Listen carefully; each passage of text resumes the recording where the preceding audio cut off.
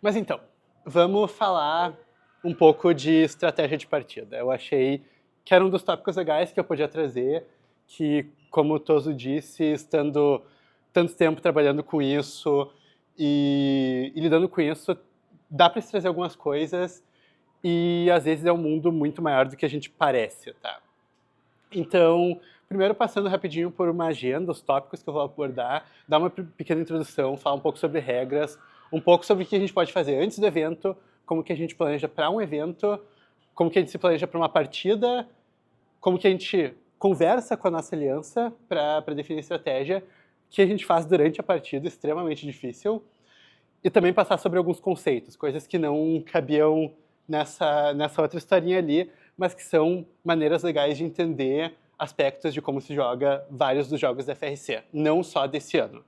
E também abrir para umas perguntas. Eu provavelmente vou passar por vários slides bem rápido, um porque eu tomei um café inteiro aqui, e dois porque tem bastante coisa para falar e vários tópicos, então vou ter que abordar bastante coisa. Então, primeiro, quem sou eu? O Toso já falou um pouco, eu entrei na Under em 2012, minha primeira competição foi em 2013, fui driver por bastante tempo, fui coach por bastante tempo. Hoje em dia eu trabalho com ciência de dados na SAP e continuo voltando aqui porque eu gosto muito e gosto que os outros possam aprender e que a gente possa ir evoluindo cada vez mais. E falando um pouco da minha experiência em FRC, especialmente na parte de partidas, de jogar, de estar em quadra. Eu joguei como driver 7 regionais e 3 mundiais, e como coach 4 regionais, 4 mundiais e 3 off-seasons. Por que eu digo isso? Isso tudo dá mais de 200 partidas oficiais, fora off-season. E estar confortável com jogar uma partida e conseguir maximizar isso vem com experiência também. Vem com fazer, testar, evoluir, aprender. Quanto mais a gente faz isso, mais a gente vai ficando confortável com isso, mais o medo que a gente tem vai passando e a gente vai conseguindo focar no objetivo que a gente tem e fazer isso melhor. E daí, se pergunta, por que estratégia? A gente está falando em só fazer um robô e jogar, né? Por que eu estou falando de uma coisa que não tem nada a ver com fazer um robô, nada a ver com apresentar os prêmios? E se tu for olhar para nossa equipe aqui, eu fiz um cálculozinho, a gente trabalha umas 350 horas, pelo menos, nesse laboratório durante uma temporada. Isso o tempo que o laboratório está aberto, não a soma do tempo de cada pessoa. Se a gente só jogasse 10 partidas de 2 minutos e meio, para cada minuto que a gente está em quadra, a gente teria passado 10 horas trabalhando aqui. Então é muito importante que a gente dê um valor a todo esse trabalho de tanta gente, tantas horas colocadas num robô, tirando o máximo dele e fazendo o melhor que a gente pode, e entendendo o jogo e aproveitando o nosso robô da melhor maneira. E também, isso daqui é um tópico difícil de se abordar, porque tem muitos detalhes, tem muitas coisas difíceis, tem muita discussão, tem muito como que eu trabalho com outras equipes que vão ter outros objetivos, como que eu sou realista, porque muitas vezes o que eu acho que vai acontecer não é o que vai acontecer. Então, é um tópico difícil e tem vários pontos que a gente tem que entender que, ao mesmo tempo, a gente tem que jogar da melhor maneira que a gente pode, jogar para ganhar sempre, mas também tá sempre cuidando para tratar todo mundo bem e ter uma boa experiência. Eu não vou falar nada sobre Scouting. Eu estou fazendo essa apresentação presumindo que as equipes que vão estar fazendo estratégia tenham dados. É muito importante, mas não é o tópico de hoje. Exatamente. Então, é um tópico importante, mas eu só vou imaginar que tem dados vindo do além. Então, a primeira coisa, se eu quero jogar bem, se eu quero saber como fazer as coisas da melhor maneira, eu tenho que ter um domínio das regras. E daí vocês podem me falar, mas eu li o manual. Não é só ler o manual, é ler o manual 1, 2, 3, 5 vezes. E mais do que isso, entender o que isso significa. Entender a dinâmica que essas regras vão estar dando para o jogo. Uma coisa é eu falar, aqui é onde tu pode pegar o objeto de jogo, ou ali é onde tu pode pegar o objeto de jogo, ali é onde tu pode pontuar. O que isso significa para como o jogo vai ser jogado? Esse desenho que eu coloquei aqui, a gente fez no primeiro fim de semana da temporada.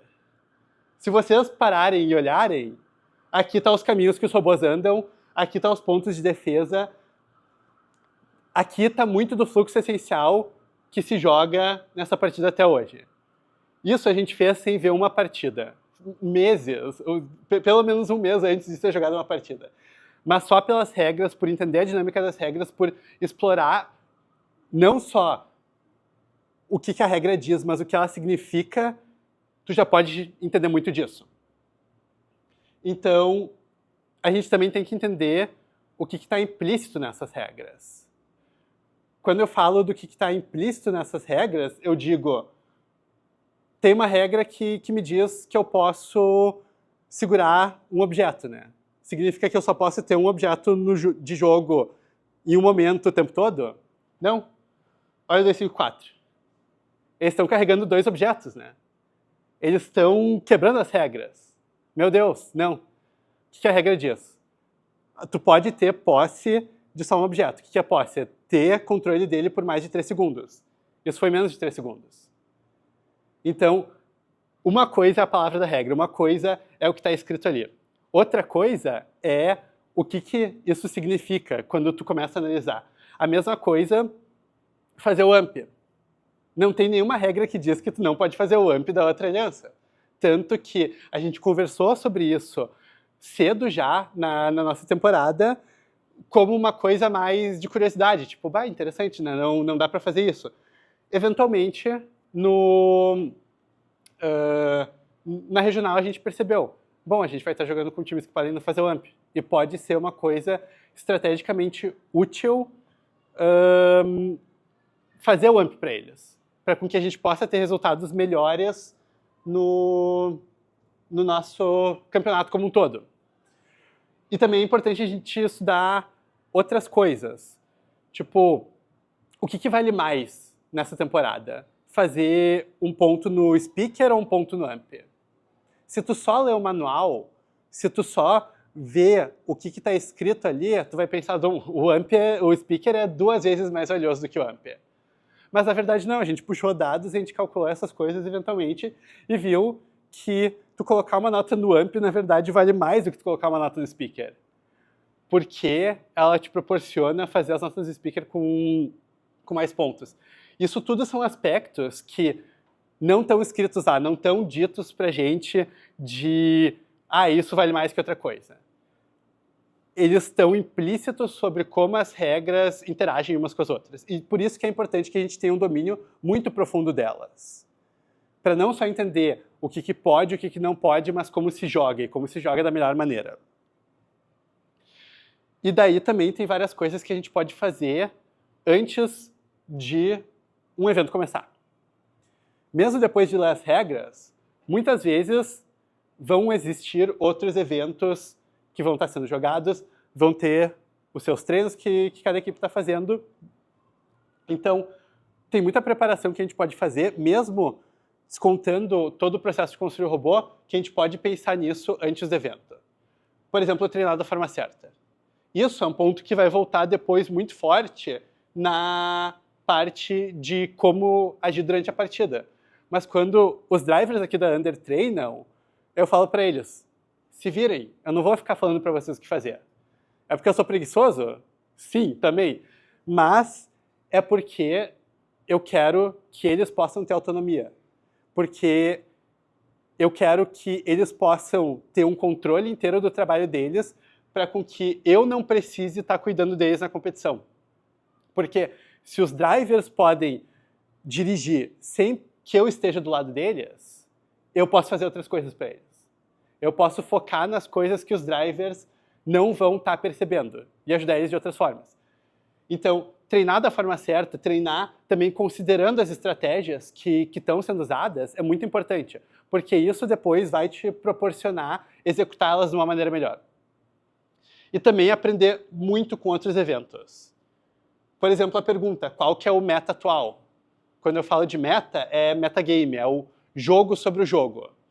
Não só quais são as regras do jogo, mas aquilo que eu falei, como que se joga ele da maneira certa. E esse ano foi um exemplo muito bom disso, porque no início do ano, o meta era Vamos lá, cada um fazendo um ciclo, a galera de vez em quando amplificando e fazendo alguns pontos de amplificação, mas não maximizando isso, e quase não se falava de passe, quase não se fazia isso. Porque era como a gente entendia que era o jeito certo de se jogar o jogo. E com o tempo, vendo outros eventos, foi se percebendo, tipo, dá pra passar, e daí tu pode não só fazer mais ciclos, mas também aproveitar tuas amplificações melhor. E nisso, o meta foi mudando. Então, foi se indo de, bom, todo mundo fica correndo de um lado para o outro, para existem papéis específicos, existem coisas específicas que o teu robô pode fazer e jogar em posições diferentes. O meta foi mudando. Então, é importante chegar no evento e entender qual que é o meta atual. Como que se joga esse jogo, porque os outros times não estão sabendo como jogar. E se tu levar parte do tempo do evento para entender isso, tu tá perdendo partidas cruciais que tu poderia estar usando melhor. Também quais os truques que os times estão usando. Na primeira semana, já dava para ver que tu pode fazer para os outros. A gente, numa regional de primeira semana, fez isso. Tu pode passar. Antes de chegar no Mundial lá, onde tu não via uma partida sem alguém passando, na primeira semana, o 179 já estava jogando passe, atirando as notas por cima do stage. Então, se tu vai jogar uma regional na segunda semana, tu já poderia estar fazendo isso. E está muito na frente da curva e está sendo muito mais efetivo. Ou também, amplificar depois do tiro entrar no gol. Isso é uma coisa que é muito importante de entender. Se alguém de vocês passou a temporada inteira e não percebeu que as pessoas batem no botão depois do ponto já estar sendo feito, vocês têm que estar analisando mais o jogo. Porque na primeira semana o Orbit já estava fazendo isso. E dava para se ver que não só tu ganhava 1, 2 segundos de uma amplificação, mas tu podia garantir que se tu errasse o primeiro tiro, tu não ia perder a tua amplificação. Então, entender o que funciona e o que não funciona. Estudar isso. Tá olhando o que os outros estão fazendo e aprendendo com isso, não só vendo as partidas, quem ganha e quem perde, mas analisando o que eles estão fazendo de diferente que eu não tinha entendido. E algumas estratégias são construídas, tipo passar. Se eu quero que o meu robô passe, eu provavelmente tenho que programar ele para isso. Se eu quero que o meu robô faça um autônomo que seja compatível com os outros, que jogue com o que os outros times estão jogando, talvez eu tenha que preparar um autônomo para isso. Então é importante que eu leve isso em conta e tente me preparar para essas estratégias que eu não posso simplesmente chegar e jogar. E daí, eu chego na hora de me planejar para o evento. Eu entendo como se joga o jogo. Mas qual que é o meu objetivo como time nesse evento? Eu estou indo para esse evento para ganhar. Eu vou sempre dizer isso? Não. Talvez, se tu é o 254, tu possa dizer isso. E mesmo eles não ganham todo evento que eles jogam. Então, com o meu robô, com o jogo atual, com a minha situação, é uma vitória para mim? O que eu quero chegar e alcançar? Quão longe eu acho que eu consigo chegar? Ou quais objetivos eu quero fazer? Em que posição eu me vejo jogando? Esse ano a gente queria ir para Einstein. Eu me via jogando na posição de ser o time principal de uma aliança que vai para Einstein? Não. Então, em que posição eu vou estar jogando para isso? Como que o sucesso se parece? Se eu quero ir para Einstein, o que meu robô está fazendo numa aliança da Einstein? Tipo, eu estou lá jogando nas finais do Mundial, o que eu estou fazendo? Eu tenho que ter essa visão. Ou eu estou jogando nas finais da regional para ganhar. Quem que eu sou naquela aliança, o que eu estou fazendo? Porque assim eu posso me preparar para isso. Eu posso entender se eu estou jogando um evento cheio de robô muito bom e eu estou ali no meio, eu preciso de algum jeito de ser escolhido, ou se eu preciso garantir que eu vou ser capitão de aliança ou primeira escolha e controlar a escolha de alianças, eu tenho que entender em que posição, qual que é o meu caminho para o meu sucesso e como eu vou chegar lá. O que eu vou ter que estar fazendo para isso. Porque daí eu posso entender como que cada partida que eu vou jogar vai me ajudar a alcançar esse sucesso. Eu tenho que ser o capitão de aliança, da primeira aliança, então eu tenho que ganhar RP. Eu tenho que ser escolhido para jogar em um meta que se está jogando passes. Então eu tenho que estar jogando muito passe, eu tenho que ter um robô muito bom de passe, eu tenho que demonstrar isso. As pessoas não vão confiar se eu só falar, não, eu passo muito bem, mas eu não quis jogar nenhuma partida passando. Se eu souber onde que eu quero chegar, onde que eu acho realístico chegar e qual que é o meu papel em chegar nisso, eu posso estar jogando cada partida, cada momento para me levar um passinho mais perto disso. E por isso que é importante que a gente entenda o nosso papel e como que o evento vai funcionar. Então, sabendo, ok, eu acho que eu vou jogar dessa forma, eu quero ser o capitão de aliança, eu quero escolher primeiro, eu quero montar uma aliança e poder ter controle de como vai ser isso. Como que eu vou, então, planejar cada partida, como que eu vou... Chegou o meu schedule, chegou as próximas partidas que eu vou jogar e decidir o que eu vou fazer, como que eu vou jogar, que coisas eu vou priorizar. Para cada partida, eu vou ter que parar e olhar, bom, que resultados eu posso esperar dessa partida? E, de novo, a gente precisa ser realístico sobre isso. Eu não vou dizer só, não, eu vou ganhar todas as partidas com 4 RP. Se eu tenho o melhor robô do mundo, talvez, mas então eu tenho que ter construído um robô capaz de colocar uma partida com 2 robôs que talvez tenham quebrado e carregar eles nas costas e talvez levantar eles juntos para escalar. Se eu não tenho isso, cada partida vai ter um escopo diferente do que eu posso alcançar nela. Então eu tenho que olhar, bom, eu acho que eu vou ganhar, eu acho que eu vou perder pelos meus dados. E é um resultado garantido ou não. Porque às vezes é muito mais fácil se é quase garantido que tu vai ganhar ou quase garantido que tu vai perder. Porque daí tu foca nos outros objetivos. Tu pode, com bastante confiança, dizer que isso vai acontecer ou não. E mesmo que seja perder. Às vezes, se tu sabe que tu vai perder, se tá o meu robô jogando contra o 254, 323 e o 1678 juntos, realisticamente eu vou perder. Então, como que eu alcanço os outros objetivos? O que eu posso tirar dessa partida ainda que me leve um passinho mais à frente de chegar onde eu quero? Ou será que eu tenho uma partida próxima? O que eu faço para virar ela? É importante a gente entender isso e escolher como a gente vai jogar dependendo do possível resultado de cada coisa. Ou também ver quais RPs eu posso conseguir. Se eu sou o único time que escala na minha aliança, talvez eu nem precise me precisar escalar, porque eu posso precisar desse tempo para fazer mais notas, para ganhar o RP das notas, ou para talvez ganhar mais pontos de outra forma e poder virar a partida. É importante entender o que está em jogo e focar nessas coisas e tentar tirar essas coisas da partida. E entender qual é o nível dos seus parceiros de equipe também.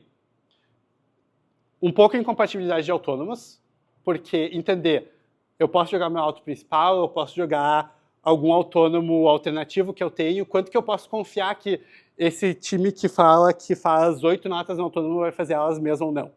Nisso eu vou ter que confiar nos meus dados. E ver se eu posso usar um autônomo principal desse time e algum alternativo meu, ou se faz mais sentido eu pegar algo que eu tenho garantido.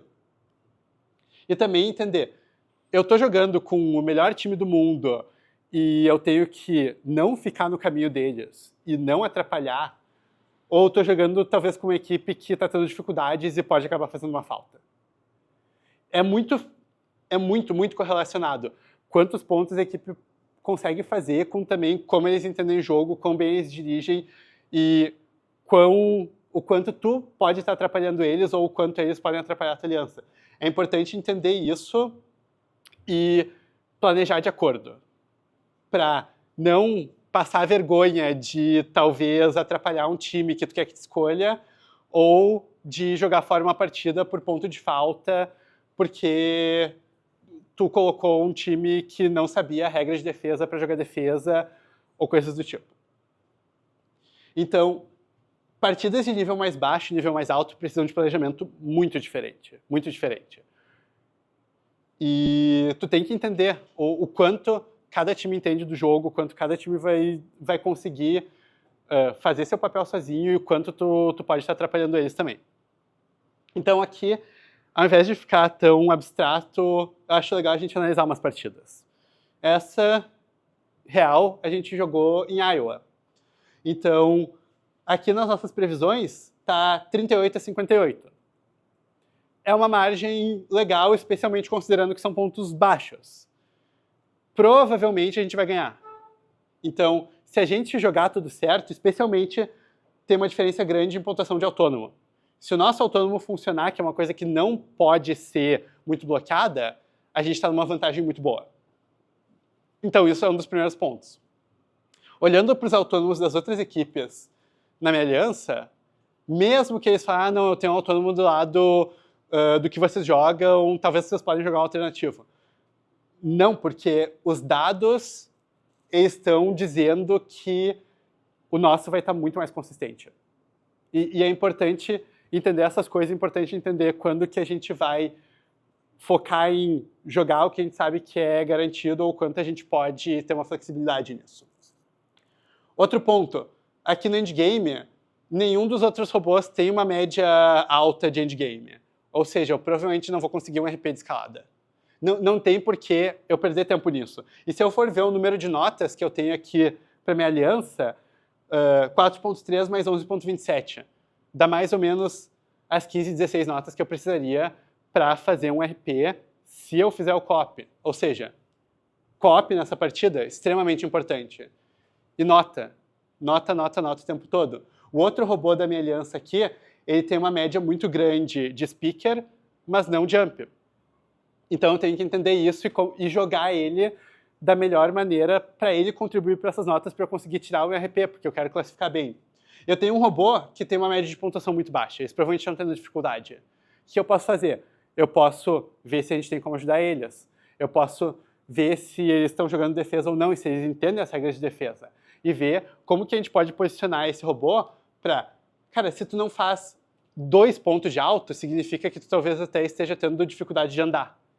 Se tu está tendo dificuldade de andar, tu não quer estar parando em algum lugar que tu pode tomar uma falta se o teu robô pode parar de andar. Então, se eu for pensar, bom, eles estão tendo dificuldade ou algo assim, ou eles estão focando em defesa, eu quero defender em algum lugar que eu não vou estar fazendo falta também. Então, isso é uma partida de um jeito. Aqui a gente tem uma outra partida um pouco melhor, onde eu estou jogando com robôs um pouco melhores, e se eu for ver, as médias de endgame são um pouco maiores. Significa que eu poderia fazer um RP de escalada, por exemplo. Porque o robô que está com 1 ponto de endgame, que poderia ser um par, que é o nosso, e eu sei que a gente escala, a gente provavelmente só escolheu não escalar. Também a média de notas está um pouco maior. Aqui, eu teria que estar analisando muito mais, tipo, tá, eu posso talvez até conseguir 4 RPs. Como que eu defino quando eu vou escalar para dar o máximo de tempo possível para conseguir um RP e também garantir que eu feche o número de notas que eu preciso para o outro. A dinâmica disso já vai mudando um pouco. E também tem que ver com que robô eu ia combinar a escalada. Qual robô que talvez seja mais confiável para isso? Ou quem que faz o autônomo? Porque aqui talvez eu perca um pouco de pontos de autônomo porque a minha média é muito alta, então eu provavelmente vou querer jogar um autônomo melhor. Eu vou talvez ter que pedir para os outros robôs jogarem um autônomo um pouco pior deles. Mas continua sendo um fator muito importante para ganhar, e a margem está melhor, é quase o dobro de pontuação.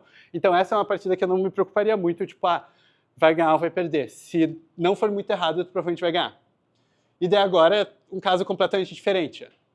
Também partida real, que a gente jogou no Cheesy Champs. Os números não são muito confiáveis aqui, porque a gente mudou a maneira que a gente mede, mas dá para ter uma ideia que é uma partida próxima, que a gente está jogando com robôs muito bons. A nossa média de autônomo ainda continua boa.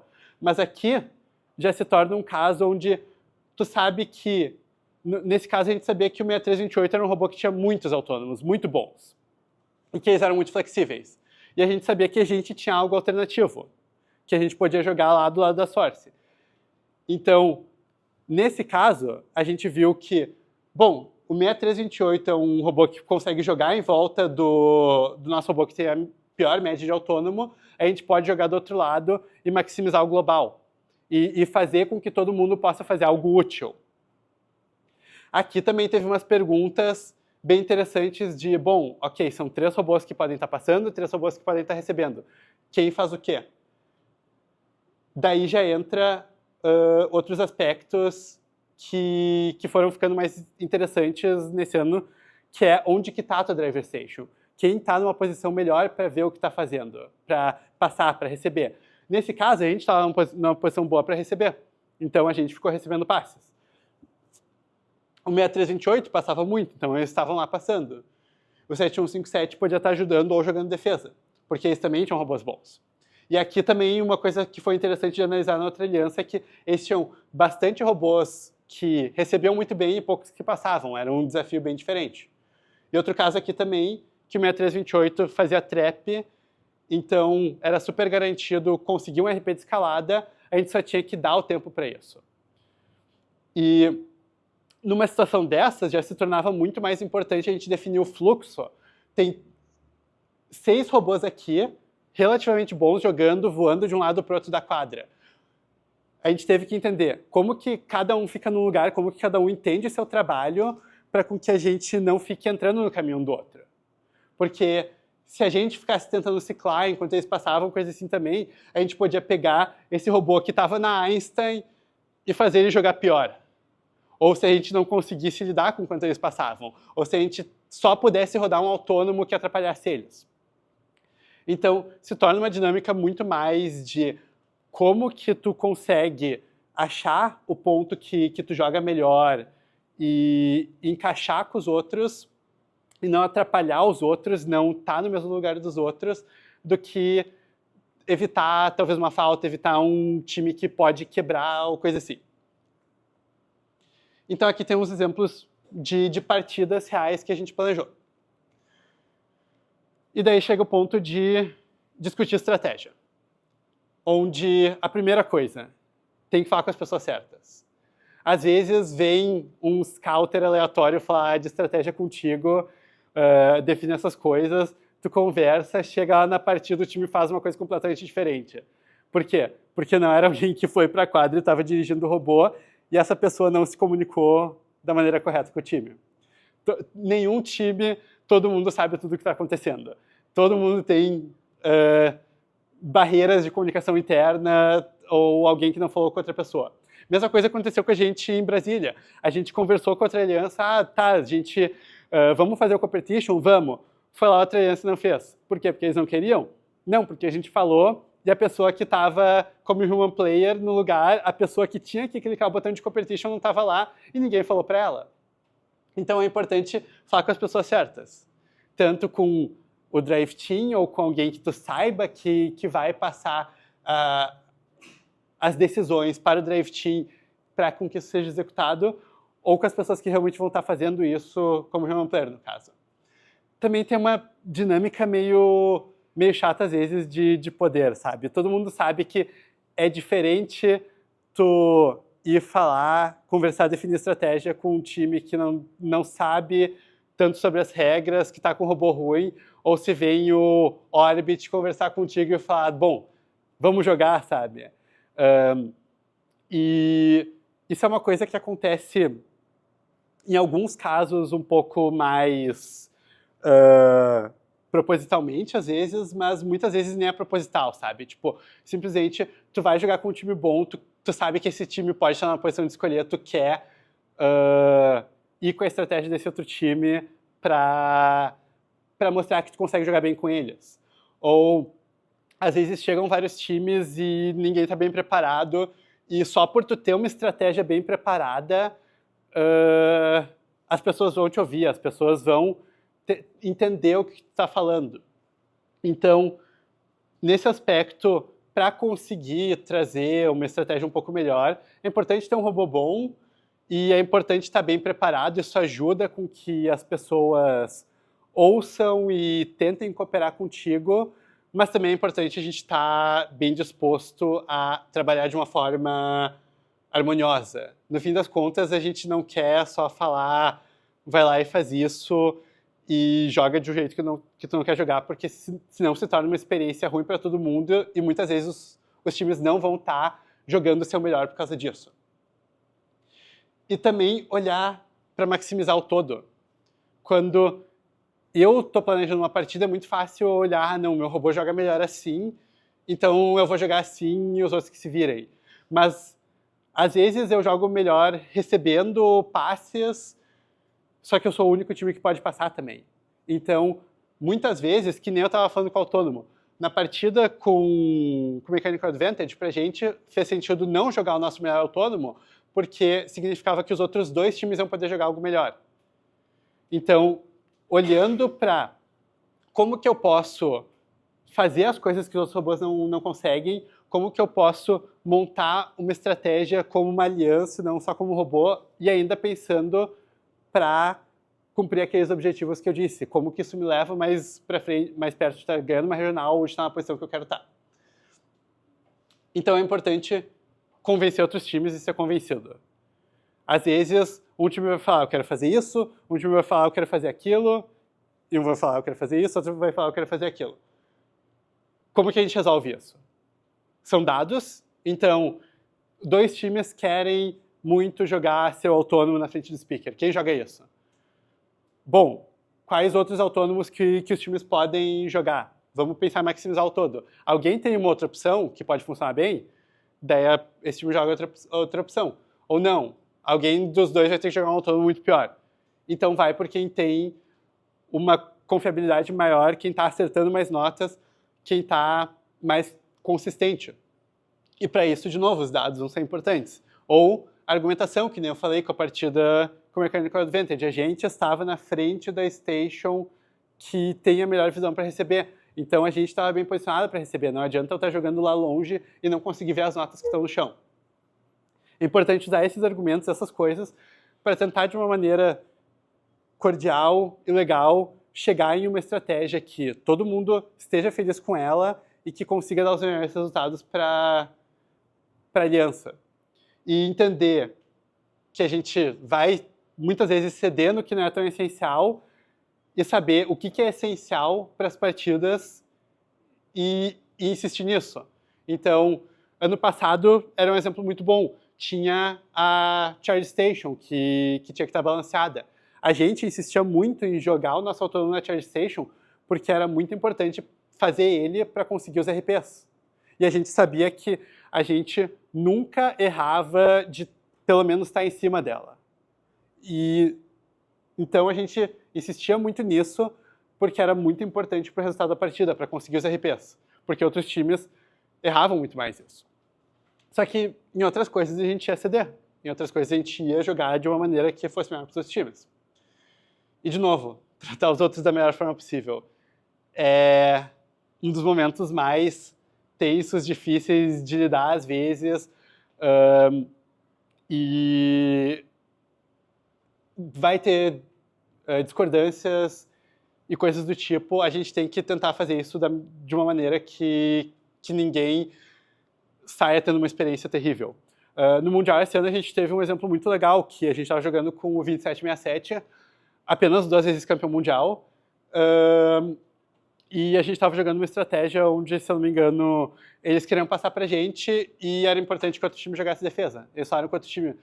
A gente estava pensando em vocês talvez jogarem defesa. Vocês podem? E eles falaram, a gente não está confortável com isso. E a maneira que o 2767 lidou com isso foi muito boa. Porque foi, ok, é uma coisa que vocês não querem fazer ou vocês não estão confortáveis. Eles falaram, a gente não está confortável, a gente nunca jogou. Eles chamaram os drivers deles e falaram, a gente pode explicar para vocês certinho como jogar, falar com o driver de vocês, ver se ele está confortável com isso. Se ele não tiver, tudo bem, a gente joga outra coisa. E não vai insistir nisso. Mas se ele tiver e eles pudessem deixar esse time confortável e jogar uma estratégia que ia ser melhor para o global, eles estavam dispostos a fazer isso, e ajudar outro time e a fazer com que eles pudessem dar o seu melhor e ter uma experiência boa. Então, foi uma coisa que... Foi uma maneira muito boa de lidar com isso. E daí, durante a partida. Isso eu diria que é provavelmente a parte mais difícil. Porque a gente vai lá, planeja um monte de coisa, define um monte de coisa, e daí chega 2 minutos e meio de caos. De 1001 coisas que podem acontecer, de não planejados, de várias coisas. Como que a gente executa isso da melhor forma possível? Primeiro, entender o papel e responsabilidade de cada pessoa no seu drive team. Quantas vezes eu posso mexer no controle dos drivers na partida como coach? 0. Não adianta eu estar vendo cada botão que eles estão clicando. Eu não vou poder mudar nada disso. E quanto que os meus drivers vão estar podendo parar de olhar para o robô por 20 segundos para fazer outra coisa? Também, nada. Cada pessoa vai conseguir ajudar de um jeito melhor. É importante que cada um entenda como ele vai poder jogar. Então, eu sou o driver que está dirigindo o robô. Eu vou provavelmente estar com o meu olho o tempo todo no robô. Não vai existir nada além de mim no robô. Eu sou o driver que está controlando os mecanismos. Eu vou estar muito focado no robô também, mas talvez eu possa, enquanto o robô está indo do ponto A para o ponto B, olhar em volta. Talvez tenha uma lata aqui no chão, eu possa ajudar a avisar outro driver disso. Ou sou o coach. Eu não posso fazer nada do robô. Eu não posso mexer. Mas eu posso fazer uma coisa que muitas vezes os drivers não vão fazer, que é ter perspectiva. Que é entender como que a partida tá como um todo. E ter essa visão geral. Então, é importante que cada um entenda como que ele vai poder estar ajudando melhor e focar nisso. E daí vem um ponto muito, muito importante, que é jogar com confiança e com propósito. Isso volta um pouco para os treinos dos drivers que eu falei. Confiança pode ser eu confiar que os meus drivers sabem o que estão fazendo, e se eu falar, faz um gol lá, eles sabem fazer um gol lá. Eu não preciso explicar como fazer um gol lá, eles já treinaram. E isso é uma coisa que tu vê muito nos melhores times. O exemplo que me vem à cabeça é o 254 ano passado, que jogava com propósito. Tu olhava uma partida deles e parecia que alguém colocou um trilho de trem no meio da quadra, grudou aquele troço lá e ele estava só mecanicamente, indo de um lado para o outro fazendo ponto. Tem um robô na frente, passa por cima, tchau. Tu não parava, tu não via eles parando e pensando, para onde eu vou agora? O que eu vou pegar agora? O que eu vou fazer agora? Era só pá, pá, pá. Vai e volta, sempre sabendo já o que eles queriam pegar de objeto, o que eles queriam pontuar. Eles nunca estavam perdidos, eles sabiam exatamente o que eles queriam fazer a todo tempo. Eles não batiam num robô e ficavam, será que quebrou? Não, continua jogando. Tu vê esses times jogando e tu vê que desde as decisões até o controle do robô é tudo feito sem um pingo de dúvida. E isso é muito importante, isso faz uma diferença incrível. Como eu falei, é confiar nos seus drivers, é confiar no seu robô. Então, no Chess Champs lá, eu estava várias vezes falando para eles, bate o intake na parede, pega, faz as coisas como... dirige como se fosse roubado, sabe? Porque tu tem que poder confiar que as coisas que tu está fazendo vão dar certo e não parar e ficar se duvidando.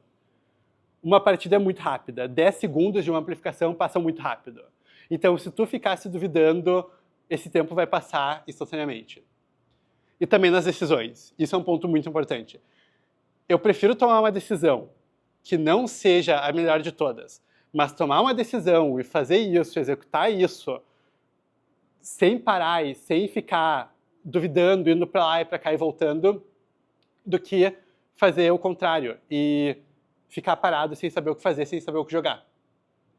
Então, isso é uma coisa que os drivers da Under já ouviram falar bastante. Se eu falo que é para fazer uma coisa agora, ela tem que ser feita agora.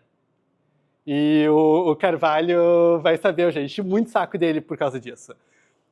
E não precisa fazer sentido. E esse é o ponto. Isso está na confiança. Eu preciso que os drivers confiem em mim. E eu preciso de uma confiança total que se eu falar, pega o robô e bate na parede agora, tu não para e diz, não, isso não faz sentido. Tu faz. Por quê? Porque o meu trabalho está sendo olhar para a partida como um todo e entender o que a gente tem que estar fazendo. Então, é entender que se no meu trabalho eu definir que a gente precisa fazer isso, tem um motivo bom por causa disso. E esse ano eu acho que foi uma coisa que a gente conseguiu fazer muito bem. Teve partidas, por exemplo, em Brasília, que deu para ver uma peça do shooter do robô quebrar e deu para saber instantaneamente, ok, a gente não vai mais fazer um ponto. Vai jogar defesa agora. E a gente foi. Ou a partida que a gente jogou dos playoffs lá no Chess Champs. A gente viu que não tinha ninguém pontuando, a gente era para jogar defesa. A gente decidiu, vamos pontuar porque a gente precisa disso. E os drivers trocaram. Porque talvez eles não sabem o contexto de tudo que estava acontecendo, mas eles confiaram que teve um motivo pelo qual eu tomei essa decisão, e eu confiei que se eu falasse isso, eles iam conseguir fazer e eles iam conseguir mudar. Visão de túnel também é um ponto muito importante durante a partida. Quando tu está dirigindo, quem já esteve numa quadra de FRC vai saber que às vezes a gente não tem noção do mundo que está fora em volta da gente. Quando eu era driver, em 2016, tinha uma escalada que o robô tinha que subir mais ou menos nessa altura. Já me falaram que... E ele, tipo, tu estava aqui, o robô da outra aliança escalava ali. Já me falaram que teve uma partida que um robô de outra aliança escalou e caiu. Um negócio de 50 quilos, caindo essa 1,5 metro do chão, pum no chão ali. Eu não tinha a mínima ideia de que isso aconteceu. Porque eu estava olhando pro robô. Porque eu estava focadíssimo nisso. Isso, em alguns pontos é bom e em alguns pontos é ruim. Os drivers, alguns deles vão tendo que ter visão de túnel. Como eu falei, talvez o driver de garra possa ter uma visão maior. Eu, como coach, tento fazer exatamente o contrário. Quanto menos eu olhar para o meu robô na partida, provavelmente melhor. Porque significa que eu estou vendo o que está acontecendo na partida como um todo, se eu estou ganhando, se eu estou perdendo, quantas notas falta para eu fazer o meu RP. Todas essas coisas que vão influenciar como eu vou querer estar jogando, e eu posso passar isso para os drivers. Eu posso ter a perspectiva de um todo que eles não vão ter e tomar essas decisões. E para eu conseguir fazer isso, um ponto muito importante que ajuda muito é pensar, antes de cada partida, o que é importante eu saber, o que é importante para eu tomar decisões. Então, como eu expliquei numa das partidas antes, eu posso fazer o RP de escalada, eu posso fazer o RP de notas, mas eu vou ter que decidir no momento certo quando trocar. Então, eu tenho que estar durante a partida olhando para o contador de notas. E eu tenho que parar antes da partida e lembrar. Tu tem que olhar para o contador de notas o tempo todo. Porque se tu não para e pensa, tu tem que estar cuidando dessas informações, tu vai ficar olhando para o robô os 2 minutos e meio. Porque é muito fácil isso. Porque todo mundo quer olhar para o seu robô, todo mundo quer saber o que está acontecendo. Então, eu, como coach, tenho que parar e pensar muito o que eu tenho que estar cuidando, que decisões eu tenho que tomar para que eu possa, em 2, 3 segundos, durante uma partida, tomar essas decisões. E é muito importante se comunicar com a aliança. Isso é impressionante, como muitos times não fazem, como acontece muito pouco, de quebrou um robô e tu vai lá e tu descobre só depois da partida. Como um dos robôs não estava fazendo o que eles deveriam estar fazendo, e tu descobre depois da partida, ou tu vai olhar no meio da partida e o cara tá num lugar completamente diferente do que está acontecendo. Se o meu robô quebrou, eu vou falar. Se eu tomei a decisão, que nem nas playoffs que eu falei, era para eu estar defendendo, mas eu vi a gente precisa estar pontuando, ok, vai pontuar. O próximo passo que eu tomo é, ok, decidi pontuar, falei para os drivers que eu vou pontuar, eu vou lá para o capitão da minha aliança e falar, tô pontuando, a gente precisa desses pontos. Comunicar, saber o que está acontecendo, ou falar para os outros, está amplificado, vem pontuar. Eu não estou preso na minha driver station, eu posso me mover, vocês vão ver, eu posso me mover. É importante que tu saiba o que os outros robôs da tua aliança estão fazendo, os outros robôs da tua aliança saibam o que está fazendo. Quanto mais disso tiver, mais fácil vai ser de coordenar as coisas. E aqui é um exemplo que alguém... Deixa eu... Aqui é um vídeo que filmaram de Brasília.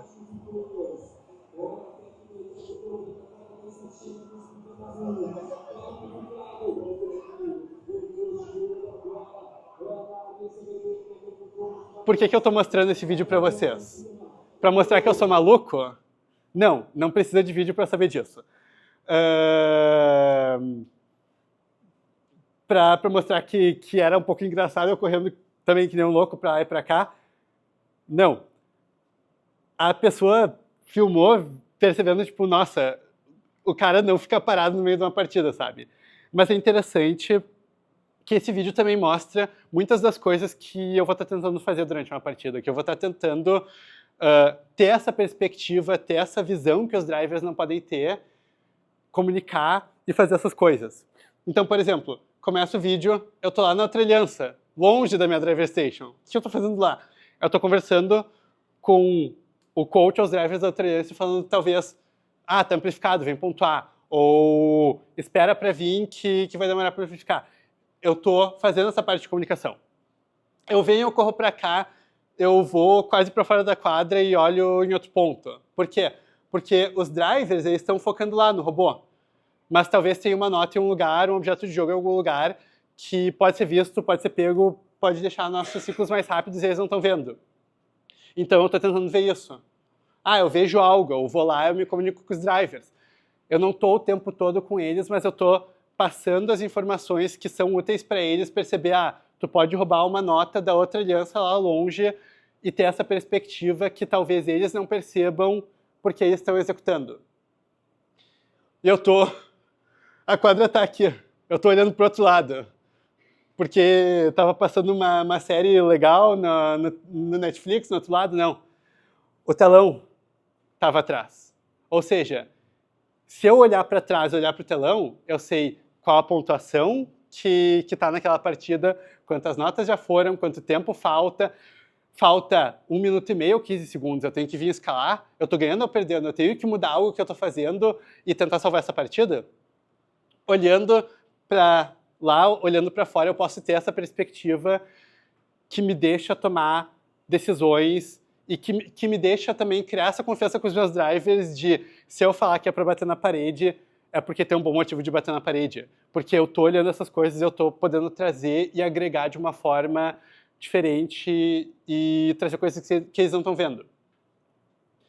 E isso também vem para o ponto de adaptabilidade. Tem essa frase que eu conhecia, que eu já tinha visto de algum lugar, que é um general famoso da Prússia, lá da época que eles envergonharam a França. E tem uma frase que é simplificada para nenhum plano sobrevive ao primeiro contato com o inimigo. Então, a gente vai lá, a gente planeja nosso evento, a gente planeja as nossas partidas, a gente discute com a aliança, a gente fala, vou aqui, eu vou ali, chega a partida, é um caos. Por quê? Porque os times que estão do outro lado, as pessoas que estão do outro lado, também têm planos. E o plano deles, às vezes, é que tu não jogue como tu esperava, que tu não faça tal coisa. Porque se tu tem uma partida que talvez está próxima e tu quer garantir a vitória, o objetivo deles é virar. O objetivo deles é não deixar tu jogar do jeito que é mais confortável para ti. Então tu tem que estar pronto para se adaptar. Que envolve ter essa perspectiva, olhar o todo, entender o que está acontecendo, entender, era para eu fazer 4RP, de fazer todas as notas e fazer a escalada, mas está demorando. Então, tu tem que estar pronto para se adaptar e decidir. Eu vou fazer só o RP das notas, que é garantido, eu vou não tentar escalar e jogar até o final. E tá pensando durante a partida nisso tudo, entendendo que as coisas não vão ir como tu planejou e tu tem que mudar. Aqui é um exemplo de não mudar. A gente faz uma coisa e não funciona. Daí a gente faz essa mesma coisa e não funciona de novo. A gente faz uma coisa e não funciona, não funciona, não funciona. Não dá para insistir. Antes daqui, o Toso mesmo estava me mostrando um exemplo do 4414, em 2023, campeão mundial. Que foi lá, tinha um coelho no chão. Eles vão para um lado, tentam pegar, não conseguem. Eles vão pelo outro lado, tentam pegar, não conseguem. Eles pegam e vão embora. Talvez o robô deles consiga pegar esse cone, sim, mas claramente aquilo não está funcionando, então não insiste. Então, se algo não está funcionando, não funcionou 2, 3 vezes, muda. Porque talvez a outra coisa que tu fizer vai funcionar. Tá. Falando agora, já falei de todas as coisas, como planejar, como executar, como fazer. Eu vou passar por alguns conceitos que eu achei interessante de adicionar, mas que não cabiam nas outras coisas, mas que são legais de se entender. São o que eu chamaria de zonas protegidas. Então, são locais onde tu pode evitar uma interferência. E aqui eu vou definir elas de um jeito bem amplo, porque tem zonas protegidas nas regras, sim, mas tem zonas físicas também protegidas. Por exemplo, eu quero poder fazer um passe sem ser atrapalhado. Talvez se eu grudar na parede, não importa que não tenha uma regra que diz que tu não pode bater no meu robô ali. O meu robô tá contra a parede, tu vai bater, não vai acontecer nada. 2022 tinha um caso bom disso, que era ficar grudado na frente do gol. Porque tu tá grudado lá, o que outro time vai fazer? Vai bater em ti? Tu vai continuar preso contra a parede, o teu tiro não vai errar por causa disso. Então, é interessante analisar esse aspecto também. Esse ano está encostado no subwoofer, poderia ser um exemplo disso. Ela não é 100% protegida fisicamente, porque tu ainda pode tomar uma porrada de lado e girar.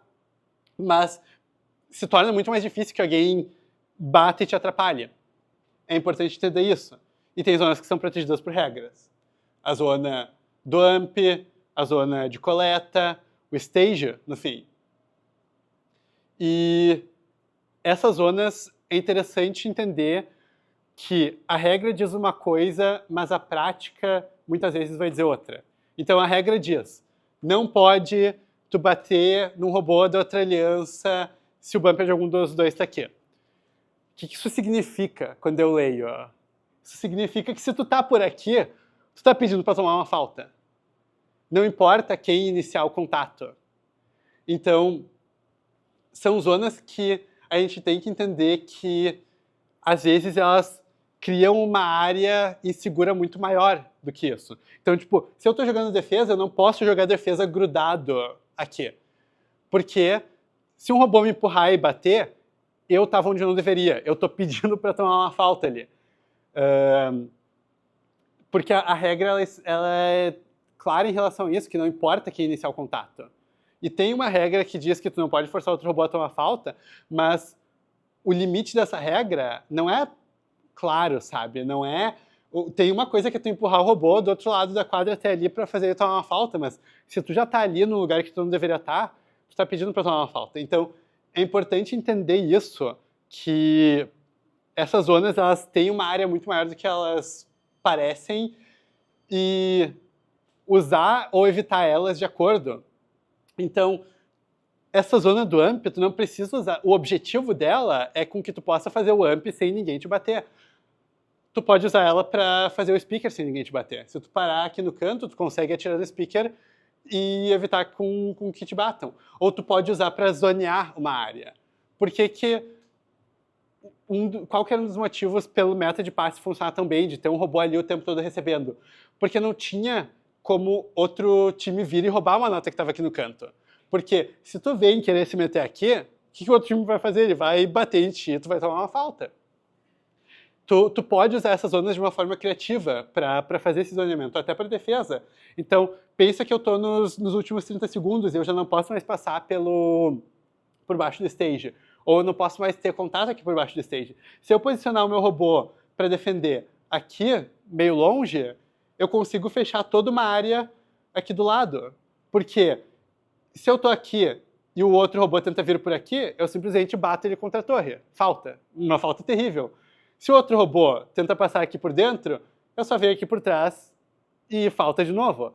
Então, a zona é uma só aqui, mas tu pode usar ela para tornar a vida do outro robô muito mais difícil, fazer ele ter que dar uma volta gigante aqui, porque não é só que tu não pode ter o contato ali, é porque tu não deveria estar naquela zona. E tu pode usar isso de maneiras criativas, tanto para se defender de robôs te atrapalhando, quanto para atrapalhar outros robôs. Outra coisa, jogar com oportunismo. Então, dificultar o jogo da outra aliança, isso pode ser tão eficiente quanto tu simplesmente facilitar o teu jogo. Não é uma coisa que tu vai planejar muito, mas tu pode reagir ao que o outro robô está fazendo.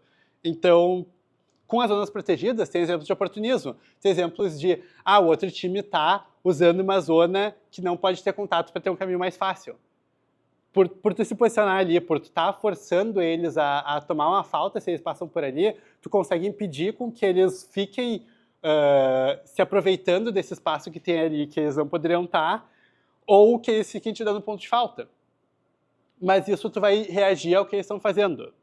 Então, tu não vai estar ali o tempo todo numa partida tentando forçar uma falta, mas tu também vai entender que várias das coisas que eu falei, por exemplo, pegar 2 notas ao mesmo tempo, são coisas que a gente está entendendo quais que são os limites do que está escrito na regra e como que eu posso usar, explorar esses limites para ser mais efetivo.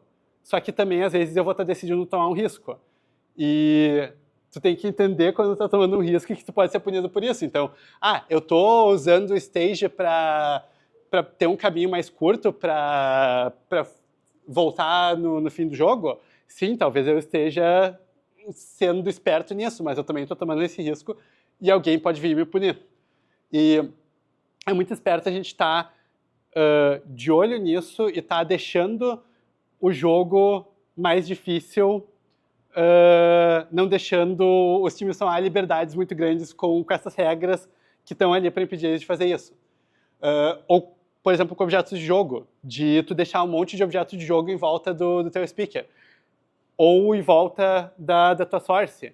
Cara, se tu está deixando objeto de jogo ali, o outro time pode vir e pegar. Então, é muito oportunista tu tá olhando em volta quando tu está jogando, tá vendo onde que a outra aliança deixou um objeto de jogo que normalmente seria deles, mas eles não estão aí na zona para tomar falta e tu pode se aproveitar daquela zona que tu não poderia estar, ir rápido e pegar e voltar. Então, entender onde que os outros times estão empurrando esses limites e onde tu pode tomar a oportunidade de deixar a vida deles mais difícil ou deixar a tua vida mais fácil. E usar essas margens disponíveis nas regras. Então, tipo, eu posso fazer um pinning, eu posso travar um outro robô contra a parede por 5 segundos. Se eu vou travar um robô contra a parede, eu vou lá e travo pelos 4 segundos. Porque como a regra está escrita, é o que eu posso fazer e eu posso estar usando isso ao máximo. Ou, por exemplo, é oportunista eu jogar defesa no robô enquanto está amplificado.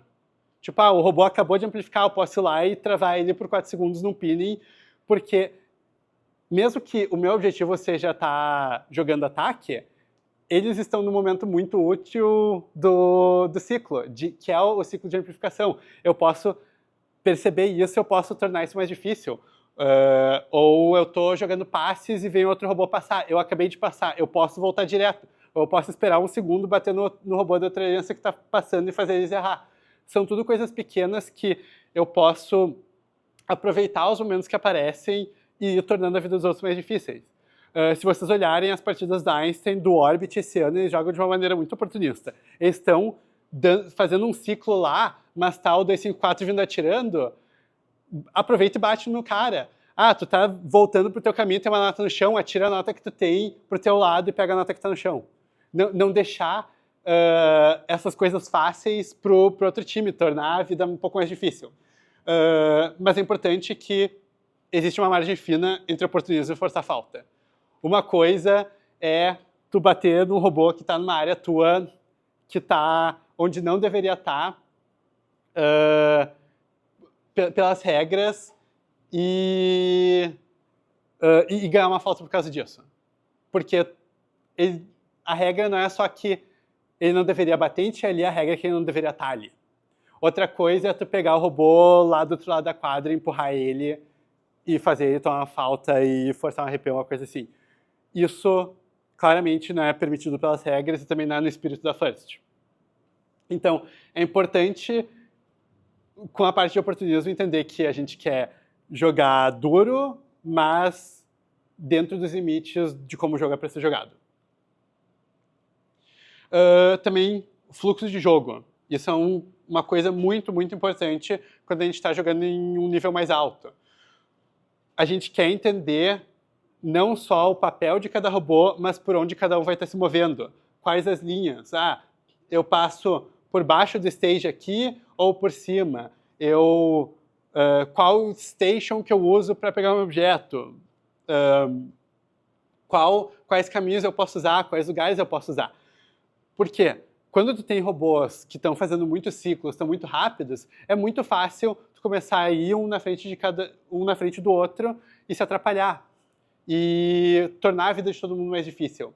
Então, definir exatamente, ó, eu passo por aqui, tu passa por ali, e a gente faz o melhor possível para não se bater, faz com que o jogo do seu time flua mais. Ou também evitar caminhos cruzados, que, de novo, tu pode se bater. Evitar ocupar o mesmo local. Um problema que acontecia muito esse ano era jogar 3 robôs ofensivos e daí na área da Source tu ter o pessoal tendo dificuldade de coletar porque tem um monte de robô ali. Então, definir como essas coisas vão ser é muito útil. E também até regras de como tu vai usar uma zona em específico ou como tu vai ter um padrão de movimento. Um exemplo muito interessante que veio de um vídeo do High Tide e do High Rollers, é eles planejando uma partida e explicando, tipo, ó, se nós dois vamos fazer o amp, eu venho aqui, paro no amp, no momento que eu tiver apontado no amp, eu saio pro lado, e se tu estiver vindo aqui, tu vem e se posiciona num outro lugar. Conversas que tu pode ter antes com a tua aliança de definir por onde tu entra, para onde tu sai, para com que quando tu está no calor da partida, no caos, tu só faz isso e tu sabe que o outro vai te entender e que as coisas vão fluir de um jeito bom. E por fim, um truque interessante até, mas que demonstra várias coisas que podem ser feitas e exploradas da regra, que é, por exemplo, jogar defesa num endgame.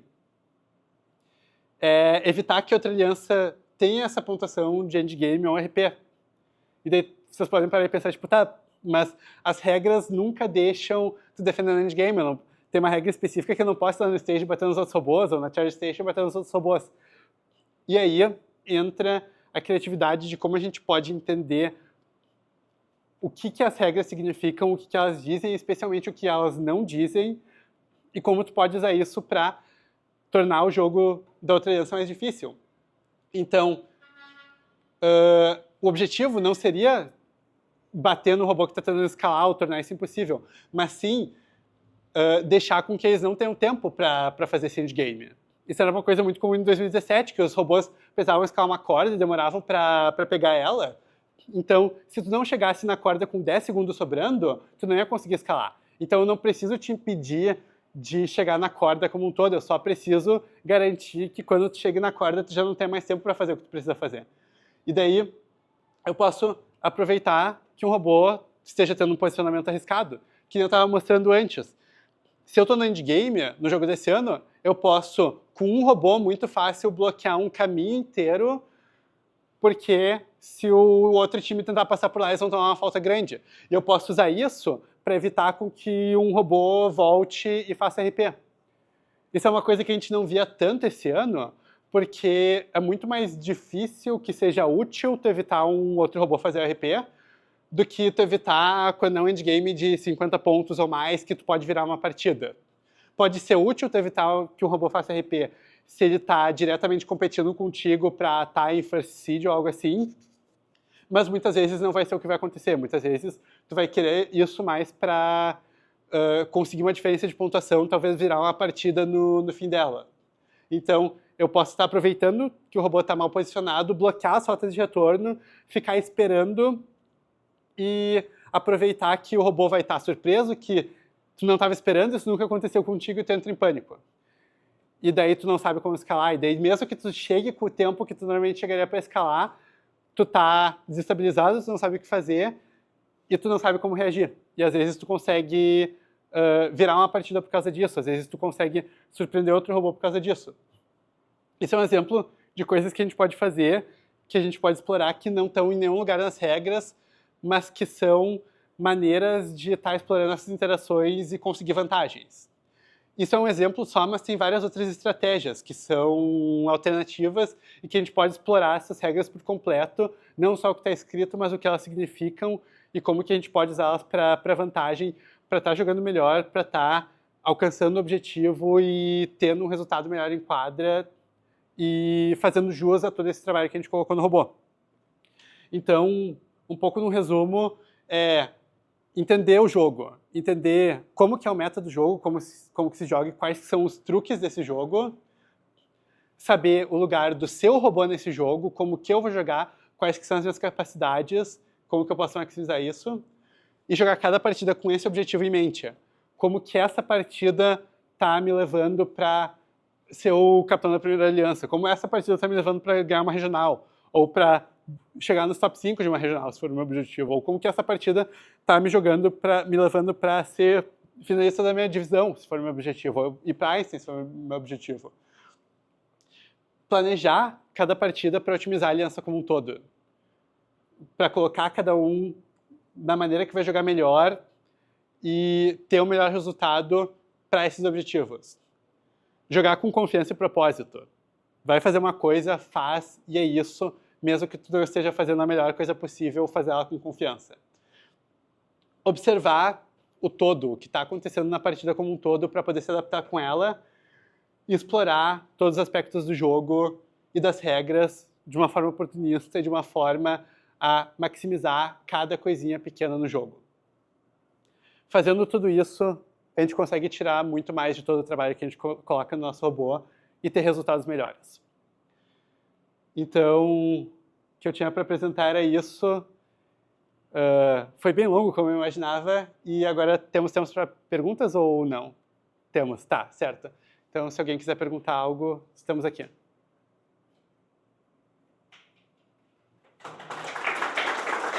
Certo?